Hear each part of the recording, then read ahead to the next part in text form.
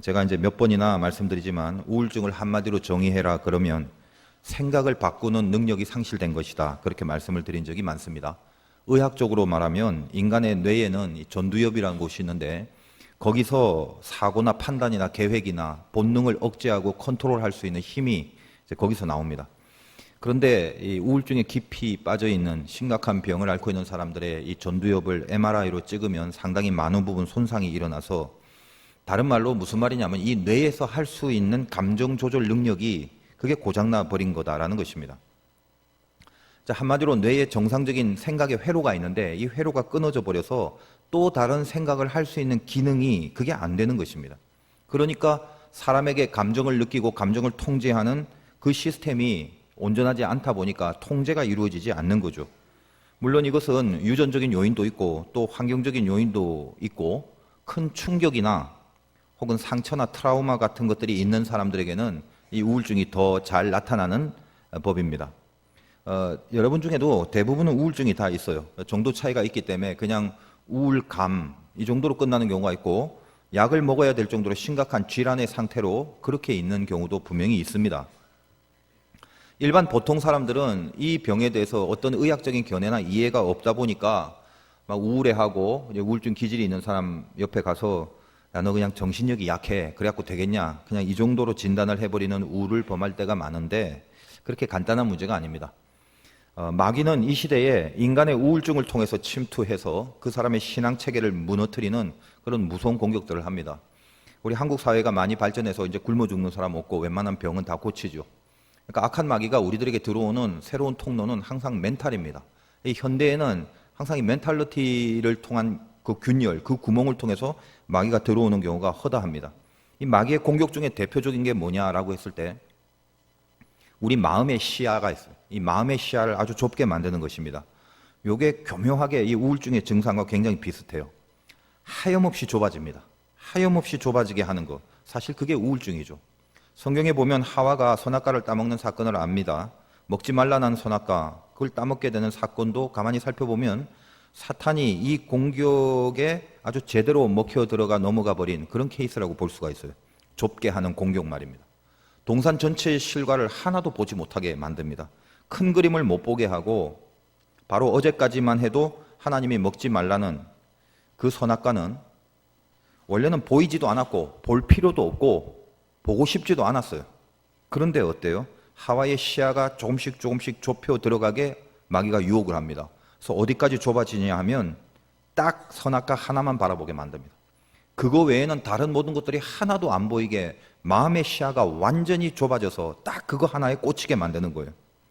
마귀가 이렇게 유혹하죠. 그거 봐라. 그것만 봐라. 그거 먹지 말라고 했는데 바로 그게 문제다. 그걸 해결해야 된다. 다른 거 다 필요 없고 오직 그것 때문에 안 된다. 그러니까 그것만 딱 먹어버리면 되는데 그걸 안 먹으니까 네 인생이 망한다. 이렇게 얘기하는 것입니다.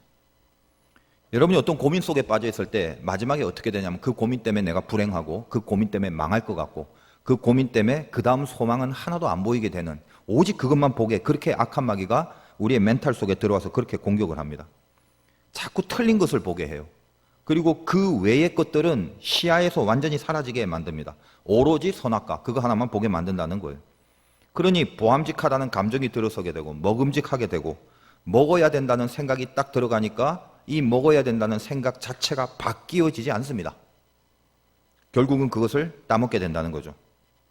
하나님 편에서의 내용이 굉장히 많은데 동산 전체의 실과도 있고 얼마나 많아요. 그런데 하나님 편에서의 내용이 아닌 것에 모든 것을 몰두하여 그것만 딱 보게끔 그렇게 몰아가는 마귀의 공격이에요.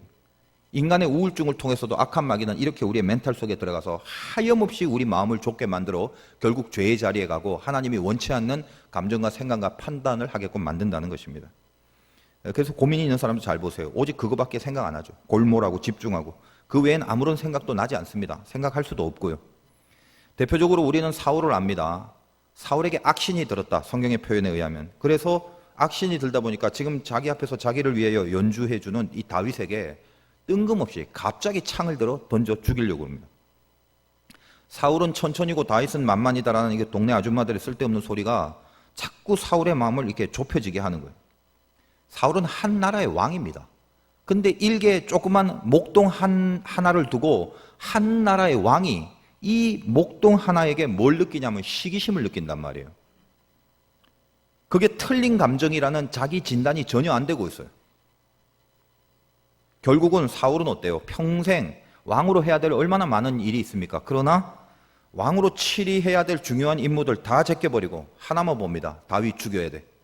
그러니까 사울의 일대기를 성경을 보면요, 전 인생을 다윗 잡아 죽이는 일에만 집중하고 살아가게 됩니다. 그러다 결국 비참하게 죽게 되고 허망한 인생이 되어버리는 거죠. 그러므로 이 시기심이라는 것도 얼마나 큰 죄성인지 모릅니다. 사람이 마음이 좁아지게 되면 시기심도 거기서부터 파생되는 건데, 여러분 혹시 자기 자신을 한번 잘 살펴보시고 주변을 한번 보세요. 시기심이 특별히 많은 사람들이 있습니다. 조심해야 돼요. 본인이 시기심이 많다고 생각되는 사람은 이게 자기 인성이 덜 된 게 아니라 그 전에 이 깊은 곳에 사단의 손댐이 있는 거예요. 마음을 좁게 해서 결국은 틀린 생각과 틀린 감정을 가지게 하고, 그래서 하나님의 뜻을 완전히 버리게 하는 것입니다. 저 며칠 전에 이제 아는 지인 목사님들과 몇 명 만나서 뭐 이 얘기 저 얘기를 하면서 이런 얘기를 해요. 어떤 교회 부목사님이 있었는데 그 교회에서 쫓겨났다는 거죠. 목사가 쫓겨났다는 표현 자체가 굉장히 불미스러운 말인데, 어쨌든 왜냐하면 왜 쫓겨났냐면 담임 목사님이 이 부목사가 설교를 잘하다 보니까 담임 목사보다 설교를 잘해서 교인들의 인기가 부목사에게 집중되자 담임 목사가 잘랐다고 그래요. 자, 그 얘기를 들으니까 그런 밴댕이 속이 있나라는 생각이 들면서 다시 가슴 한켠에 마음이 너무 짠한 거예요. 그 담임 목사님에 대해서. 그 깊은 우울증 증세거든요. 그 질병이에요, 질병. 마음이 좁은 사람들의 특징이 뭐냐 하면요, 다른 사람들 칭찬에 야박하고 자기 잘못에 대한 시인은 절대 안 하는 스타일이 대부분입니다. 왜 그러냐? 원래 성격이 못됐다라고 진단하기 전에 실은 그 병의 뿌리에 상처와 트라우마로 인한 컴플렉스 때문에 그래요. 한국 사람들이 보통 민족성이 좀 그래요. 다른 사람 칭찬에 입을 닫고, 그리고 다른 사람 비난에 입을 여는 경우가 굉장히 많습니다. 그리고 자기 잘못에 대한 시인이 이게 인색해요, 우리 민족이. 요즘 선거철이라서 뭐 각종 매스컴에서 후보자들 막 공방전이 많은데 지금 많이 발전했다고 칩니다만 여전히 스타일이 나오죠. 보통 이제 우리 전문용어로 네거티브라고 하는 네거티브 운동들. 그러니까 정책에 대한 토론을 해서 어떤 사람의 정책이 맞냐 이걸 봐야 되는데, 토론 요식당 하면 정책 없어지죠. 다 상대방의 사적인 흠을 잡아갖고 그거 여론에 돌려 회자시키고 여론을 그쪽으로 몰아가는 방법을 씁니다. 우리 국민이 많이 발전됐는데도 아직도 근데 사실 그게 먹혀요. 야, 제가 그랬대. 저 사람 뭐 이랬대. 뭐 이랬대. 그래서 이건 어떤 정책 토론과 정책에 대한 반영이 아니라 전부 다 사적인 흠잡기, 비난하기, 이게 네거티브. 그래서 여러분 이제 선거철인데 사람 뽑을 때 그런 거 잘 보세요. 정책보다는 막 사적인 흠잡는 데 골몰하는 그런 사람들 안 뽑는 게 정답입니다, 사실은.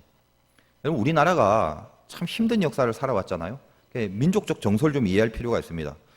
우리 얼마나 힘들었어요. 옛날부터 나라 이런 서름도 많았고 동족 간의 전쟁도 벌어지고 큰 강대국들 사이에 껴갖고 이리저리 눈치를 봐야 되는 그런 긴장들이 굉장히 팽배했던 나라입니다.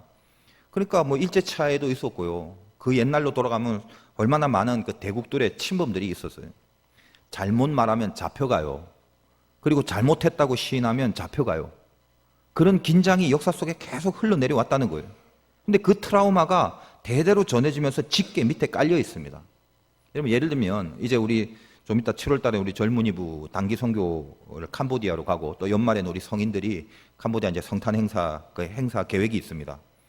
이 캄보디아라는 곳이 못 사는 나라이긴 합니다만 이 세계 많은 나라들 중에 정신질환자가 상당히 많은 부분, 굉장히 많은 정신질환자가 이 캄보디아에 있다는 거예요.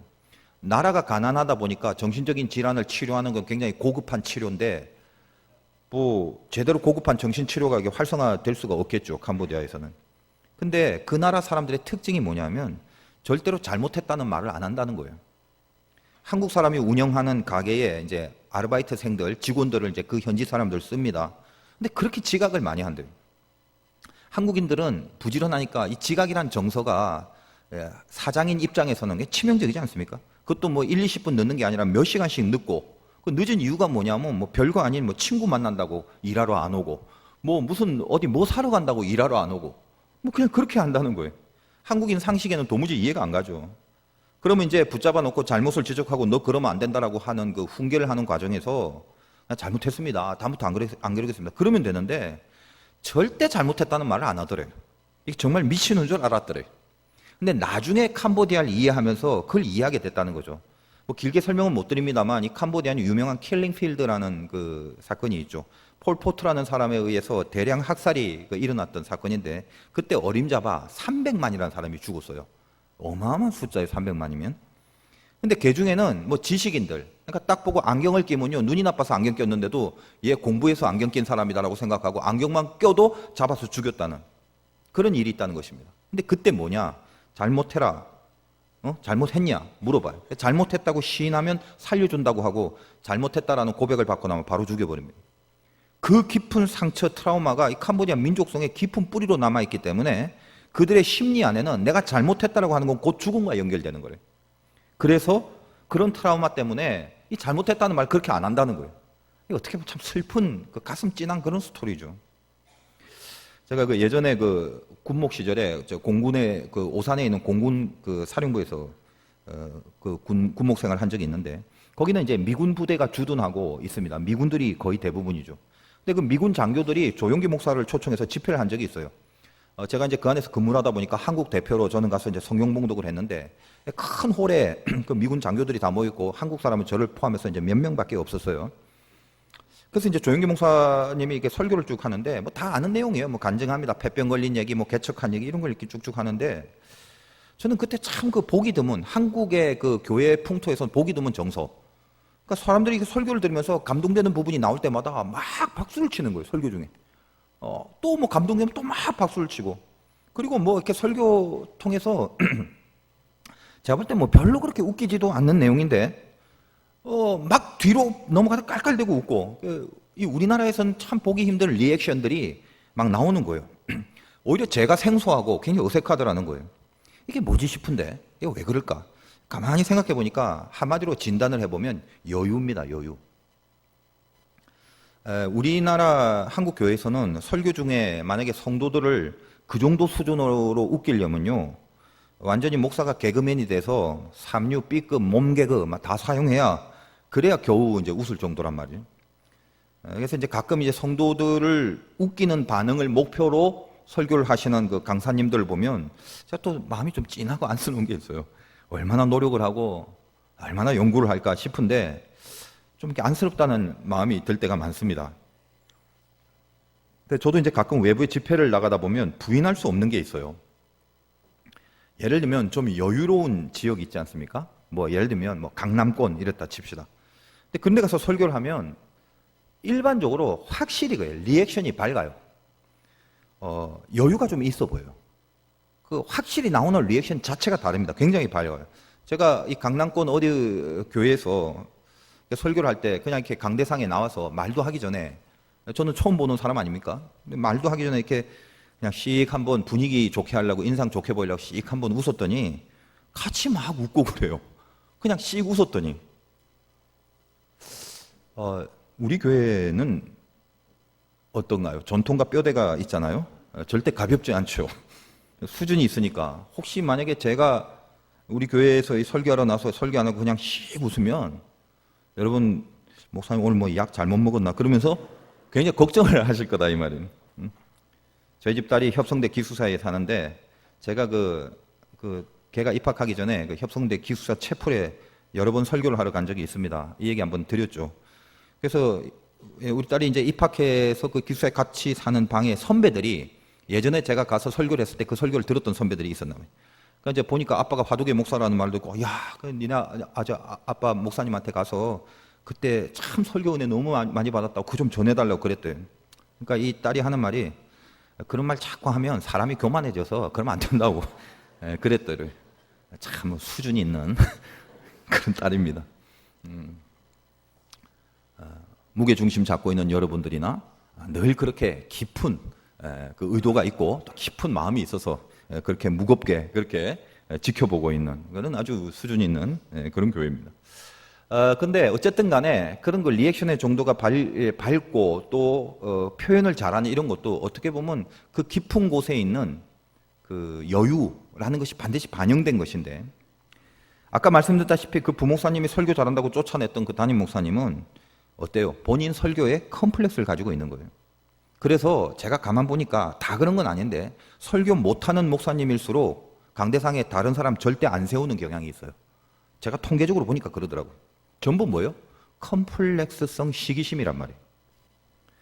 여러분이 남들 시기하는 거 잘하는 그런 사람들 있다면, 그리고 본인이 혹시 그런 게 좀 많다라고 생각되면 그게 뭐냐면 못된 게 아니라 못되기 전에 병입니다. 병. 아픈 거라고요.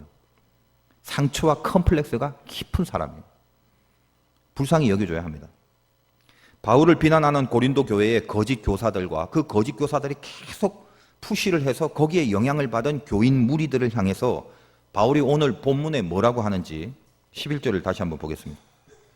고린도인들이여, 너희를 향하여 우리의 입이 열리고 우리의 마음이 넓어졌다.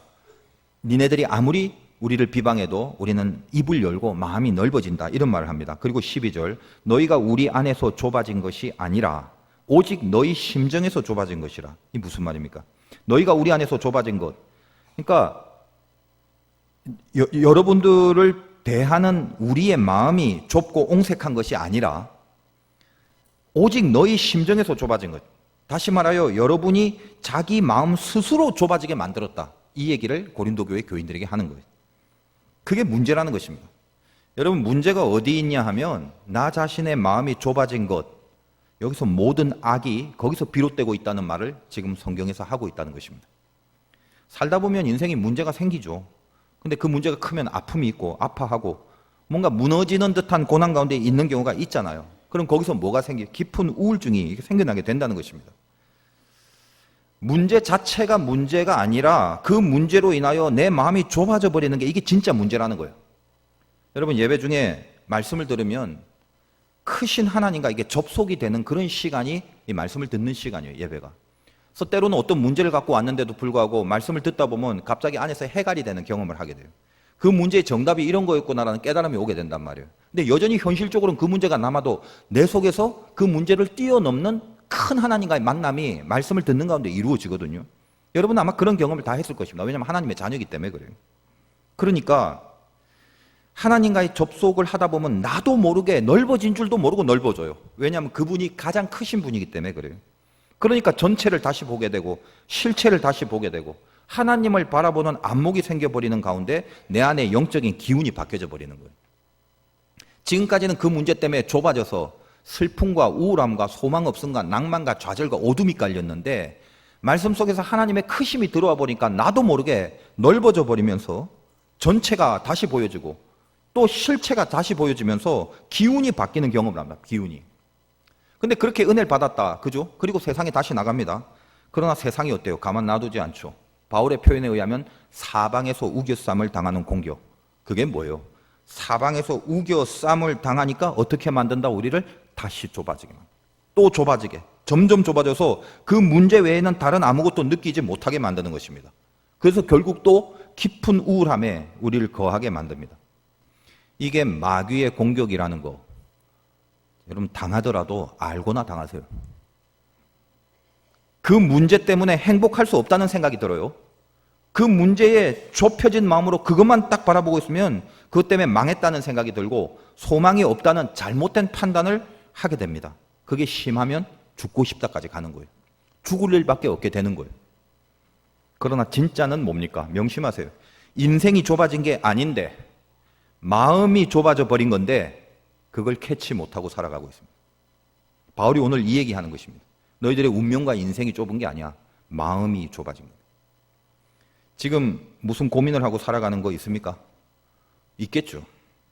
성경은 뭐라고 하냐면 염려한들 키가 한 자나 더하랴. 아, 나 키 작은데 하고 근심한다고 해서 키 커지더냐? 그 말이에요. 키 작다고 왜 근심을 할까요? 키 작으면 인생이 망할 것 같다는 생각까지 몰고 가게 돼서 그렇단 말이에요. 예를 들어서 지금 하는 말입니다.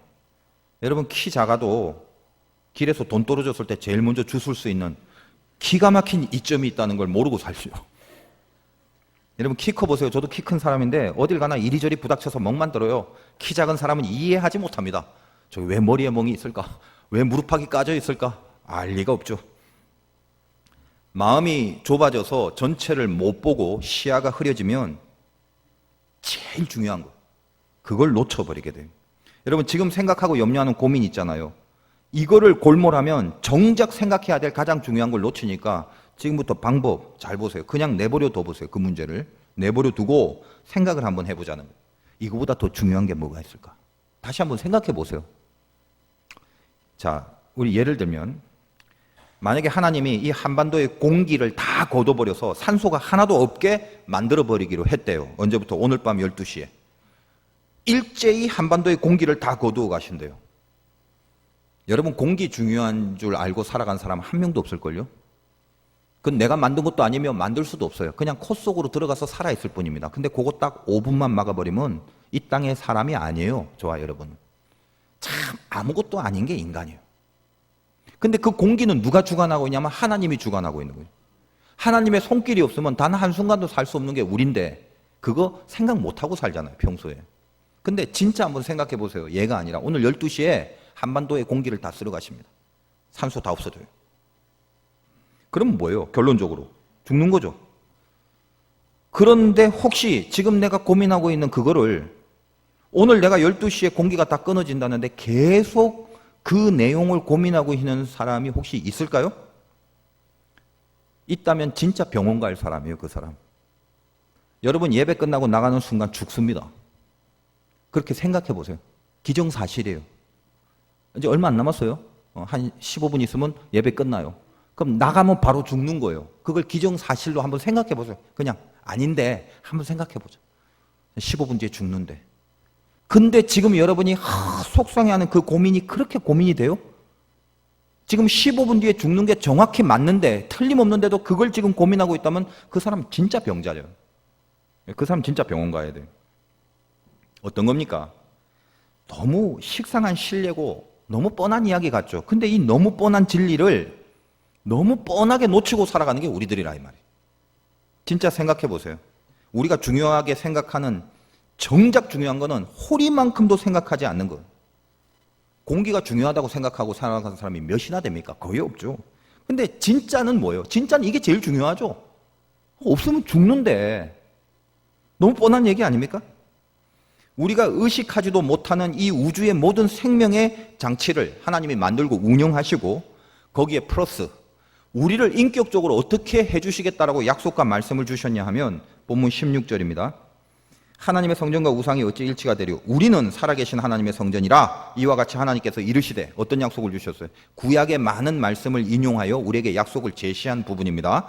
내가 그들 가운데 거하여 두루 행하여 나는 그들의 하나님이 되고 그들은 나의 백성이 되리라. 그러므로 너희는 그들 중에서 나와서 따로 있고 부정한 것을 만지지 말라. 내가 너희를 영접하여 너희에게 아버지가 되고 너희는 내게 자녀가 되리라. 전능하신 주의 말씀이니라. 이게 우리에게 더해 주신 말씀이죠.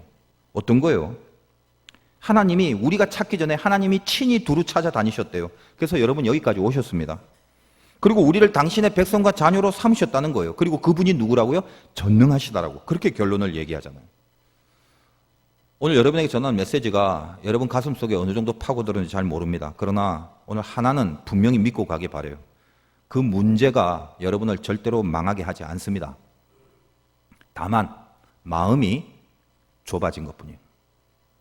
여러분, 은혜가 뭔지 가만히 생각해 보니까 어때요? 은혜라는 거 간단한 거예요. 각성시켜주는 능력이 있습니다. 은혜는. 세상 공격에 우겨싸매져 하나님과 접속하여 넓은 마음으로 은혜를 받고 있다가 세상에 나가면 다시 공격이 들어오니까 자꾸 우겨싸서 좁아진 마음으로 있다가 좁아져 버리니까 많은 실체와 전체가 안 보이죠. 잊어버린 진리들, 그 진리들이 다 까먹게 되는 거예요. 근데 그걸 다시 생각나게 해주시는 그게 은혜라는 거예요. 여러분, 아주 간단한 말, 하나님이 여러분과 함께 하십니다. 그럼 몰라요? 아멘 하기도 합니다. 맞아. 모르는 사람이 어디 있어요? 교회 다니는 사람이. 하나님이 늘 함께 하십니다. 습관처럼 얘기하죠. 아는데 세상에 나가서 사방에서 우겨싸움을 당하고 마음이 좁아져 버리면 생각이 안 나고 하나님이 함께 하신다는 감각 자체가 상실돼 버린단 말이에요. 그 뻔한 것이 안 느껴진단 말이에요. 그러다가 다시 주님이 예배 가운데 은혜를 주십니다. 하나님이 함께 하신다. 그랬더니 그 뻔한 사실이 갑자기 내 시야를 또 바꿔버리는 거예요. 그래서 하나님의 말씀이 들어오고 은혜가 들어오면 세상에서 우겨쌈을 당해서 좁아진 마음으로 사단에게 붙들려진 마음이 하나님 전에 나오면 이 좁은 마음이 찢어져 버린 경험을 하게 됩니다. 그래서 문득 시편 121편처럼 내가 산을 향하여 눈을 들리라 나의 도움이 어디서 올고, 지금은 문제만 바라보고 좁아진 마음으로 거기에 빠져 살았는데 갑자기 산을 향하여 눈이 돌아가는 거예요. 내가 산을 향하여 눈을 돌리라 내 도움이 어디서 올고 나의 도움은 천지를 지으신 여호와에게서로다.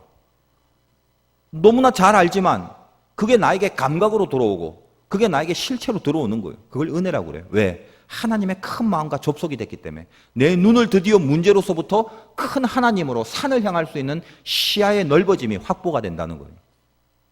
여러분 눈을 한번 들어보기 바라요. 내 마음이 하나님을 바라보는 순간에 그 크심이 나의 크심이 되어버리죠. 455장에 주 안에 있는 나에게 딴 근심 있으랴. 그 전에 근심 무지 많이 했다는 거예요. 무지하게 근심 속에 빠졌는데 성경이 뭐라고 말한다고요? 근심이 문제가 아니라 근심으로 인하여 네 마음이 좁아진 게 문제다. 그러나 너는 지금 주 안에 거함으로 크신 하나님과 접속됨으로 주 안에 있는 나에게 딴 근심이 있으랴. 십자가 밑에 나가 내 짐을 다 풀었네. 내 좁은 마음이 다 찢어져 버린 거예요. 그 두려움이 변하여 내 기도 되었고 전날의 한숨 변하여 내 노래 되었네. 이거 얼마나 멋진 말이에요. 그 두려움이 변하여 내 기도가 되었고 전날의 한숨 변하여 내 노래로 만들어주시는 그 크신 하나님입니다. 요나가 물고기 뱃속에서 문제에만 갇혀 있어요. 난 니느웨 싫어. 거기 왜 보내? 난 절대 안 갈 거야. 거기 무슨 소망이 있어? 무슨 기쁨이 있어? 그게 문제예요, 문제. 그 문제에만 갇혀 있다가 결국 물고기 뱃속에 들어가서 자기의 모습이 문제에 갇혀 있는 모습, 문제 때문에 좁아진 모습을 상징하는 그런 모습으로 요나는 물고기 뱃속에 들어가 있죠. 거기서 하나님께 붙들리지 않습니까? 그래서 요나서의 가장 중요한 하이라이트의 이 요나의 고백이 뭐예요? 하나님 앞에 붙들리고 하나님과 접속되는 순간 어떤 고백을 하죠? 내가 다시 주의 성전을 바라보겠나이다. 지금까지 뭘 바라봤다고요? 좁은 마음으로 문제만 보고 있었는데 하나님 앞에 붙들리니까 다시 주의 성전을 바라보겠나이다. 시선이 바뀌어버리죠. 좁은 마음으로 인생을 푸념했던 문제 덩어리였는데 주의 성전을 다시 바라보는 순간 물고기가 요나를 토해내는 역사가 일어납니다. 여러분이 하나님을 만나서 그 하나님에 붙들려 커지면 더 이상 문제를 품고 있을 수 없게 된다는 거예요. 물고기가 요나를 토하는 원리, 그 역사가 그겁니다. 문제가 토해지는 역사가 나타나요. 하나님의 크심 속에 붙들려 버리면. 오늘 설교 다 잊어버려도 좋아요. 하나만 잊지 마세요. 문제가 뭐라고요? 여러분 마음이 좁아진 거예요. 그걸 명심하세요. 그 문제가 아니라 그 문제 때문에 문제는 마음이 좁아진 거예요. 사단이 여러분의 마음을 좁게 만듭니다. 그래서 하나님 외의 것에 집중하게 만들고 우울하게 만들고 거기에 빠져서 틀린 감정과 틀린 판단을 하게 만듭니다. 여러분이 전능하신 하나님 다시 바라보고 내 좁아진 마음을 그 은혜로 완전히 찢어버리면 그 다음에 무슨 증세가 나타나냐? 비로소 할 일이 보여. 비로소. 기독교는 충만의 종교입니다. 충만이 뭔지 아세요? 이거 리얼한 표현으로 찢어지는 거예요. 충만은. 풍성하게 흘러넘쳐서 아름다운 표현이면 흘러넘치고 치열한 표현을 쓰면 찢어지는 거란 말이에요. 내 좁은 마음이 성령의 충만함이 있으면 찢어져서 넓혀지고 커지는 것입니다. 여러분이 은혜로 좁아진 마음이 찢어지면 그 힘겨운 와중에 잘 생각해 보세요. 마음이 좁아진 상태로는 아무것도 할 수 있는 게 없어요. 하고 싶지도 않고 해야 될 것이 뭔지 감도 안 잡히고 방황하게 돼 있습니다. 좁아진 마음은. 사실은 그게 더 큰 문제예요. 근데 드디어 하나님의 마음을 품고 내 시야를 하늘로 맞추면 넓어지죠. 찢어진단 말이에요. 내가 제대로 찢어지고 제대로 하나님 안에서 넓어졌다라는 분명한 증거가 드러나는데 그게 뭐냐?